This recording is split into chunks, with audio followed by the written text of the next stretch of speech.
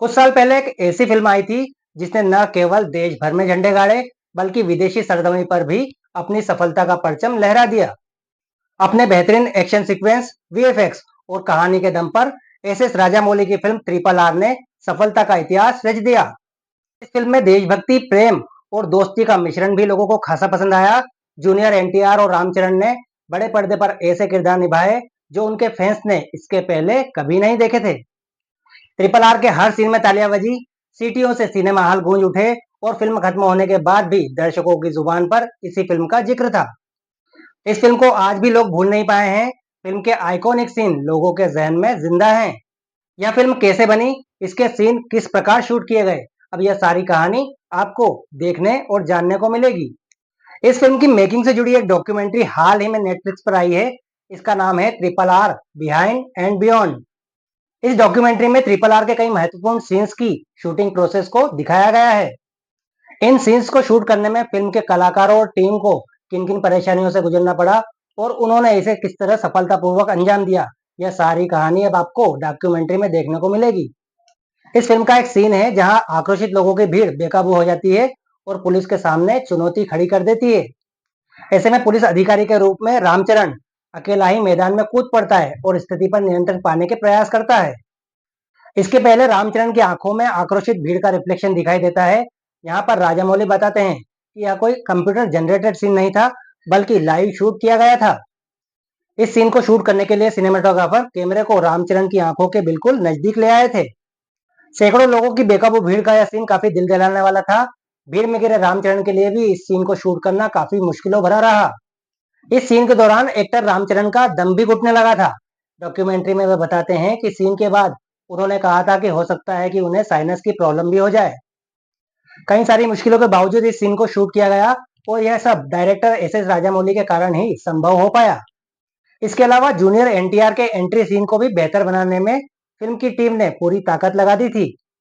इस सीन में एनटीआर की शेर के साथ भिड़ंत होना थी, साथ ही वीएफएक्स का यूज भी किया जाना था। ऐसे में डमी एनिमल का उपयोग किया गया। इस सीन की खास बात यह थी कि S S Rajamouli dummy animal या स्टाफ मेंबर की भी उतनी ही स्पीड चाहते थे जितनी की एक सामान्य शेर की होती है। शेर के दौड़ने और हमला करने की स्पीड को ही ध्यान में रखते हुए इस सीन को शूट किया गया। जूनियर एनटीआर ने इस सीन में अपनी पूरी ताकत झोंक दी थी।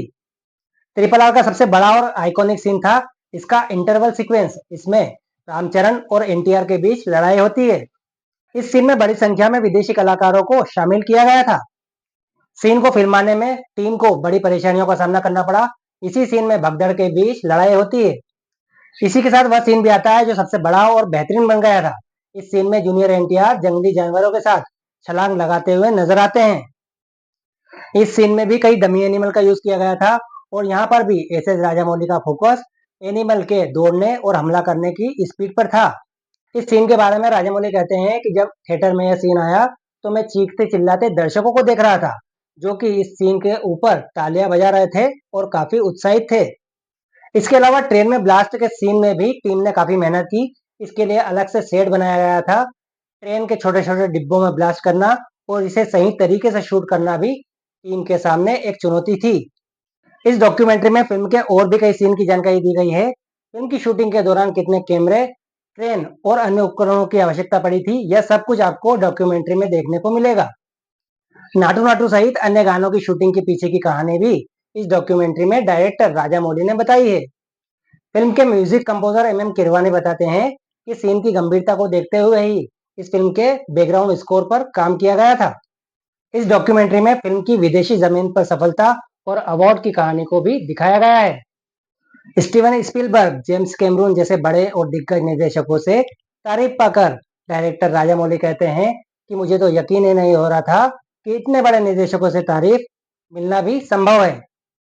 पहले इस डॉक्यूमेंट्री को कुछ चुनिंदा शहरों में रिलीज किया गया था। इसके बाद अब यह डॉक्यूमेंट्री नेटफ्लिक्स पर आई है। अंग्रेजी भाषा की इस डॉक्यूमेंट्री से आप शुरू से लेकर अंत तक जुड़े रहेंगे। फिल्म के पीछे की पूरी कहानी और राजामौली सहित फिल्म की पूरी टीम की कड़ी मेहनत को देखकर आपको बहुत ही अच्छा महसूस होगा। फिल्मों से जुड़ी खबरें और फिल्म रिव्यू के लिए हमारे चैनल को लाइक और सब्सक्राइब करें।